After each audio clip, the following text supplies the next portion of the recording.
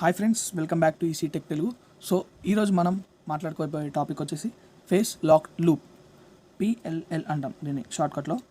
PLL concept గురించి మాట్లాడుకుందాం. So firstly వచ్చేసి ఈ ఫేస్ లాక్ లూప్ మనం యూజ్ చేయడానికి అసలు ఎందుకు యూజ్ చేస్తామంటే, ఇది మనం ఎప్పుడైనా యాంప్లిఫికేషన్ చేసి సిగ్నల్ని స్ట్రాంగ్ చేసేటప్పుడు ఇన్పుట్ ఇచ్చిన సిగ్నల్, అవుట్పుట్ ఇచ్చిన సిగ్నల్ ఎగ్జాక్ట్లీ సేమ్ ఉండాలి. యాంప్లిఫికేషన్ అనేది కావాలి, పవర్ అనేది ఇంక్రీజ్ కావాలి, కానీ మనకి ఫేజ్లో కానీ ఫ్రీక్వెన్సీలో కానీ చేంజెస్ రావద్దు. సో అలా ఎప్పుడైతే అవుతుందో అప్పుడే మనకు పర్ఫెక్ట్ అవుట్పుట్ అనేది వస్తుంది. అంటే ఇన్పుట్ ఫేజ్ ఏది ఉందో, ఇన్పుట్ ఫ్రీక్వెన్సీ ఏది ఉందో, మనకు అవుట్పుట్లో కూడా ఫేజ్ అండ్ ఫ్రీక్వెన్సీ సేమ్ రావాలి. సేమ్ వచ్చినప్పుడు మనకి ఎగ్జాక్ట్గా అవుట్పుట్ వచ్చినట్టు. సో దీనికోసమే ఈ సర్క్యూట్ మనకు తయారు చేశారు. సో ఇనిషియల్గా మనం ఇచ్చేది విఎస్ అనే వోల్టేజ్ ఇస్తున్నాం అనుకుందాం. ఈ విఎస్ అనే వోల్టేజ్ని మనం ఎఫ్ఎస్ అనే ఫ్రీక్వెన్సీ తోటి ఇస్తున్నాం.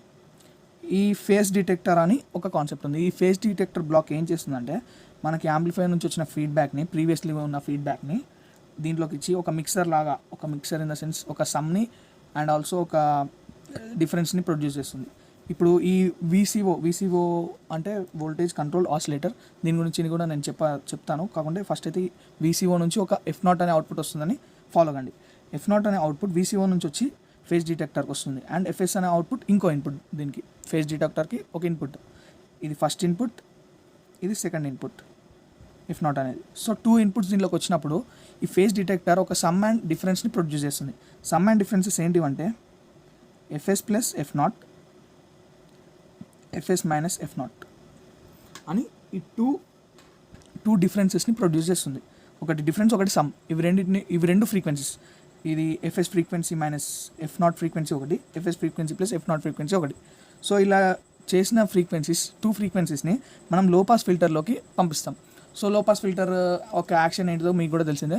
జస్ట్ ఒక లో బ్యాండ్స్ మాత్రమే ఇది అలో చేస్తుంది, రెస్ట్ ఆఫ్ ద బ్యాండ్స్ని మనం వెనకాలకి ఉంచేస్తుంది, అలో చేయకుండా. సో ఇలాగే ఇక్కడ లో పాస్ ఫిల్టర్లో నుంచి ఇప్పుడు ఇవి రెండింటిలో కంపేర్ చేస్తే మనకి ఇది ఎక్కువ ఫ్రీక్వెన్సీ ఉంటుంది, ఇది తక్కువ ఉంటుంది. ఎందుకంటే ఇవి రెండు ఆల్రెడీ ఇక్కడ F0 అనేది ఒక ఫ్రీక్వెన్సీ ఉంది, ఎఫ్ఎస్ అనేది ఒక ఫ్రీక్వెన్సీ. ఫర్ ఎగ్జాంపుల్ ఇది 10 kHz తీసుకొని ఇది 5 kHz తీసుకున్నా 15 అవుతుంది.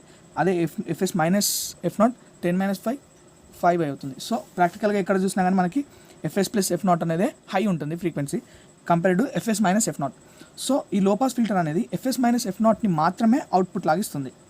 ఎఫ్ఎస్ ప్లస్ F0ని ఎలిమినేట్ చేసేసి only output will be FS minus F0 అనేది వస్తుంది. సో ఈ ఎఫ్ఎస్ మైనస్ F0 ఫ్రీక్వెన్సీని యాంప్లిఫైర్ పంపివ్వడం వల్ల యాంప్లిఫైయింగ్ సిగ్నల్ని మాత్రం యాంప్లిఫై చేయగలుగుతాం. ఫ్రీక్వెన్సీకి ఏం సంబంధం లేదు, ఇక్కడ ఓన్లీ సిగ్నల్ యాంప్లిఫై అవుతుంది. ఒకవేళ ఫ్రీక్వెన్సీలో డిస్టార్షన్ కానీ ఫేజ్లో డిస్టార్షన్ కానీ వచ్చింది అనుకోండి, దీంట్లో మనకు ఫీడ్బ్యాక్లో మనం అవుట్పుట్కి వెళ్ళే కన్నా ముందే ఇక్కడ ఒక ఫీడ్బ్యాక్ తీసుకుంటాం ఈ యాంప్లిఫైర్ నుంచి. ఇక్కడ మనం అవుట్పుట్ ఏదైతే ఇస్తున్నామో అదే అవుట్పుట్ని ఇక్కడ వీసీ లాగా తీసుకుంటాం. కొంచెం ఒక part of the output will be taken as a feedback. So ఈ వీసీ అనే వోల్టేజ్లో మనకి ఇది వోల్టేజ్ కంట్రోల్ ఆసిలేటర్ అని ఒకటి ఉంది. సో దీని మెయిన్ ఫంక్షనింగ్ ఏంటంటే, ఇక దీంట్లో ఈ వర్డ్లోనే ఉంటుంది వోల్టేజ్ కంట్రోల్ ఆసిలేటర్. అంటే మామూలుగా మనకు తెలిసింది ఏంటంటే, ఆసిలేటర్ అనేది ఒక పర్టికులర్ ఫ్రీక్వెన్సీలో కాన్స్టాంట్గా జనరేట్ చేస్తుంది సిగ్నల్స్ని ఒకటే ఫ్రీక్వెన్సీలో. సో ఆ ఫ్రీక్వెన్సీ అనేది ఈ ఆసిలేటర్కి, ఈ వీసీఓకి ఫిక్స్డ్ అనేది ఎంత ఉండదు. మనం ఇచ్చే శాంపిల్ వోల్టేజ్ ఎంత ఇస్తే అంత క్రియేట్ చేస్తుంది అది. ఇప్పుడు నేను ఇక్కడ 2 kHz ఫ్రీక్వెన్సీని ఇచ్చాను అనుకోండి, వీసీసీ వోల్టేజ్ కంట్రోల్ ఆసిలేటర్ ఏం చేస్తుంది అంటే 2 kHz ఫ్రీక్వెన్సీనే కంటిన్యూస్గా జనరేట్ చేస్తుంది. సో పర్టికులర్ ఇంత ఫ్రీక్వెన్సీ, మామూలుగా యాస్టేబుల్, మోనోస్టేబుల్ అట్లాంటివి తీసుకున్నట్టయితే మనం ఆసిలేటర్స్లో మనం ఇచ్చిన ఎక్స్టర్నల్ రెసిస్టర్స్ కావచ్చు, ఎక్స్టర్నల్ కెపాసిటర్స్ కావచ్చు, వాటి కెపాసిటీని బట్టి మనకి ఫ్రీక్వెన్సీ అనేది డిసైడ్ అవుతుంది. సో దీనికి ఫ్రీక్వెన్సీ అనేది మనం ఇచ్చే ఇన్పుట్ వీసీని బట్టే డిసైడ్ అవుతుంది. సో ఇలా ఇచ్చినప్పుడు అవుట్పుట్ అనేది F0 అనేది వస్తుంది. ఇక్కడ మనం తీసుకున్న F0 దీంట్లోకి అవుట్పుట్ లాగా వస్తుంది. మనకి ఇక్కడ అబ్జర్వ్ చేస్తే ఏం తెలుస్తుందంటే, ఎఫ్ఎస్ మైనస్ F0లో మనకి యాక్చువల్గా F0 అనేది మనకి అవుట్పుట్ వచ్చింది. ఎఫ్ఎస్ మైనస్ F0 అనేది ఆల్వేస్ 0 ఉండాలి, ఎందుకంటే మనకు అట్లా ఉన్నప్పుడే no distortion will be there అని అర్థం. సో ఇక్కడ మనకి ఎఫ్ఎస్ మైనస్ F0 అనేది యాంప్లిఫైర్ నుంచి వీసీఓకి వస్తుంది. వీసీఓ ఆసిలేటర్లో నుంచి మనం రిక్వైర్డ్ ఎంత ఆసిలేషన్స్ కావాల్సి, ఇక్కడ వీసీలో ఎంత ఫ్రీక్వెన్సీ అయితే ఇచ్చామో అంతే ఫ్రీక్వెన్సీతో జనరేట్ చేస్తుంది. సో ఇక్కడ మనకి ఎఫ్ఎస్ F0 అనేది కంపేర్ అవుతుంది. కంపేర్ అవడం వల్ల ఇక్కడ మనకి దాంట్లో ఇది సేమ్ ఫ్రీక్వెన్సీ సేమ్ ఫేజా ఉందా అని చూసుకుంటుంది.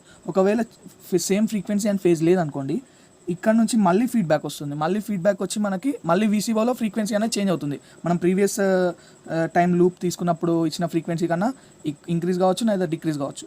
మళ్ళీ సేమ్ ఫేజ్ డిటెక్టర్లోకి ఇస్తాం, మళ్ళీ ఇన్పుట్ సిగ్నల్ అవుట్పుట్ సిగ్నల్ మళ్ళీ input and F0 FS and F0 మళ్ళీ కంపారిజన్ చేసుకుంటాం, మళ్ళీ లో పాస్ ఫిల్టర్కి ఇస్తాం, మళ్ళీ యాంప్లిఫైర్కి ఇస్తాం. ఇట్లా సర్క్యూట్ రిపీట్ అవుతుంటుంది. అది ఎప్పటి వరకు రిపీట్ అవుతుందంటే FS and F0 will be equal.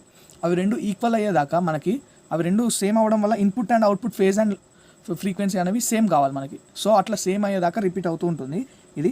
Once ఎప్పుడైతే సేమ్ ఫ్రీక్వెన్సీ వస్తుందో ఈ వోల్టేజ్ కంట్రోల్ ఆసిలేటర్ అనేది ఈ VC నుంచి అంతే ఫ్రీక్వెన్సీని మనం ఇస్తాం.